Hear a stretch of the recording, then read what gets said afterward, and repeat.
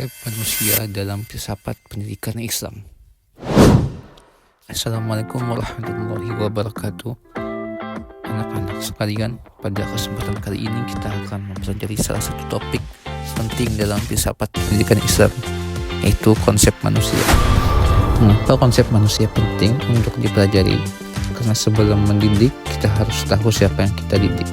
Setelah kita memahami manusia akan sangat menentukan tujuan, isi, dan metode pendidikan Islam.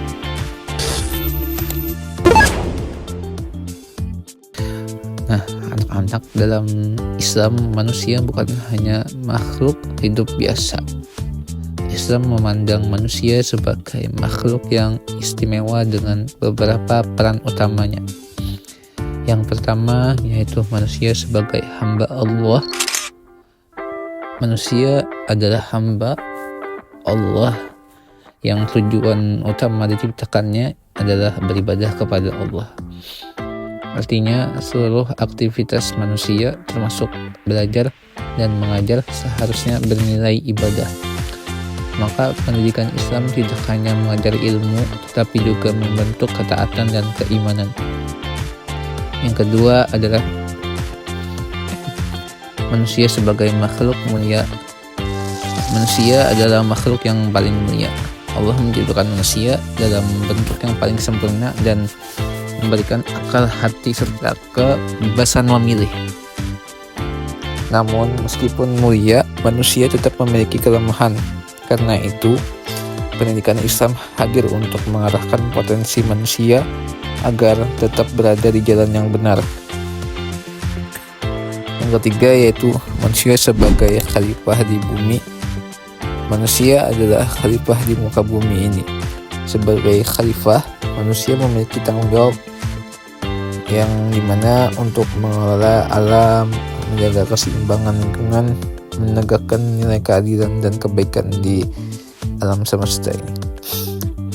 Maka pendidikan Islam harus membentuk manusia yang bertanggung jawab, amanah, dan berakhlak mulia.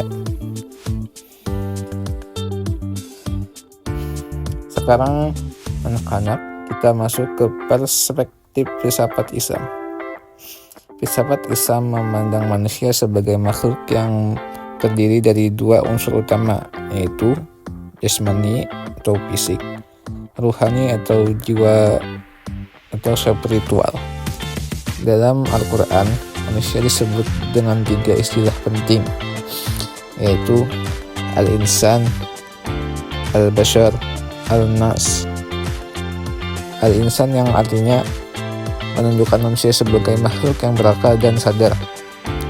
Manusia mampu berpikir, menimbang, dan bertanggung jawab atas perbuatannya. Yang kedua yaitu al-bashar, istilah menekankan sisi biologis manusia. Manusia membutuhkan makan, minum, istirahat, dan memiliki keterbatasan fisik. Yang ketiga yaitu an-nas. Istilah ini menunjukkan manusia sebagai makhluk sosial. Manusia tidak bisa hidup sendiri dan membutuhkan orang lain. Dari sini kita dapat pahami bahwa pendidikan Islam harus mengembangkan akal, fisik, spiritual, dan sosial manusia secara seimbang. Menurut ilmu pengetahuan, manusia adalah makhluk yang unik dan kompleks, yang dimana manusia memiliki tubuh biologis, jiwa dan kesadarannya, kemampuan berpikir logis, kemampuan menciptakan budaya dan teknologi. Manusia tidak hanya hidup untuk memenuhi kebutuhan dasar, tapi juga untuk memberi makna dalam kehidupan dan membangun peradaban. Karena itu, pendidikan tidak boleh hanya fokus pada pengetahuan, tetapi juga pada moral tanggung jawab sosial. Jadi, dapat kita simpulkan bahwa konsep manusia dalam filsafat pendidikan memandang manusia sebagai hamba Allah, makhluk yang paling mulia, khalifah di muka bumi, dan makhluk yang berakal, sosial, dan spiritual. Maka tujuan pendidikan Islam adalah membentuk manusia yang seimbang antara iman, ilmu, dan akhlak sehingga mampu menjalankan perannya dengan baik di dunia dan di akhirat. Konsep manusia dalam perspektif filsafat pendidikan Islam menurut Muaz Tanjung bukunya, manusia merupakan satu hakikat yang mempunyai dua dimensi, yaitu dimensi material dan dimensi imaterial. Ungkapkan Al-Quran untuk menunjukkan konsep manusia terdiri atas tiga kategori, yaitu al-insan, al-ins, al-nas, atau unnas, al-bashar, dan bani Adam. Meskipun ketiga kata tersebut menunjukkan pada makna manusia, namun secara khusus memiliki penekanan pengertian yang berbeda. Allah yang telah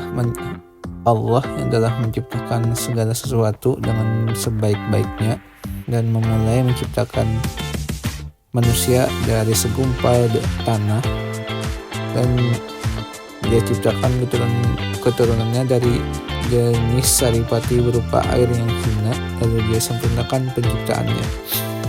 Unsur jasad akan hancur dengan kematian, sedangkan unsur jiwa akan tetap dan bangkit kembali pada hari kiamat.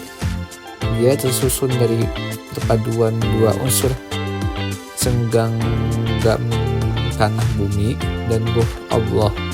Maka siapa yang hanya mengenal aspek tanahnya dan melalaikan aspek kehidupan ruh Allah, maka dia tidak akan mengenal lebih jauh hakikat manusia. Konsep manusia menurut Sri Haryanto dalam jurnal studi Islam Manarul Quran volume 23 nomor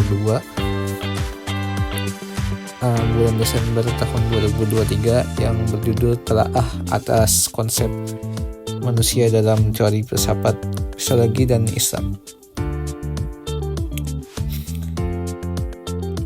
Konsep manusia dalam perspektif filsafat, psikologi, dan Islam bertemu pada diri manusia sebagai salah satu fenomena ciptaan Tuhan dengan segala karakter kemanusiaannya.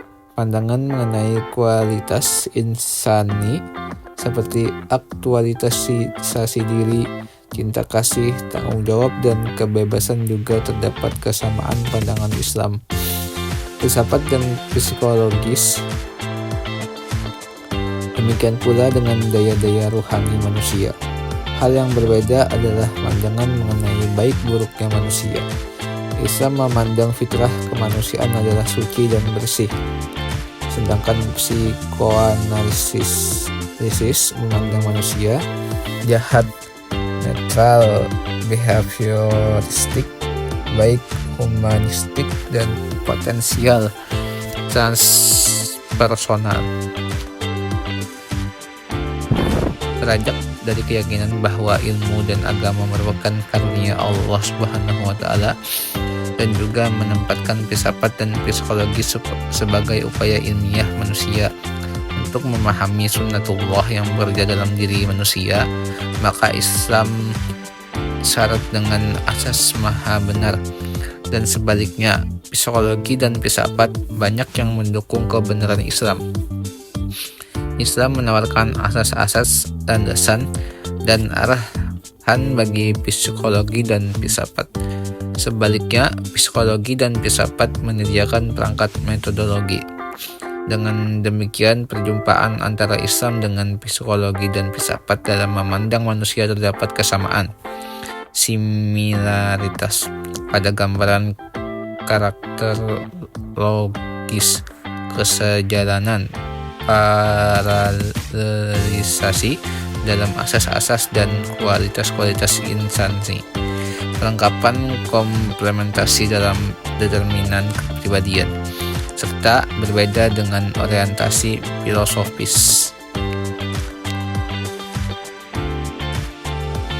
Ya, itu saja materi yang dapat disampaikan. Assalamualaikum warahmatullahi wabarakatuh.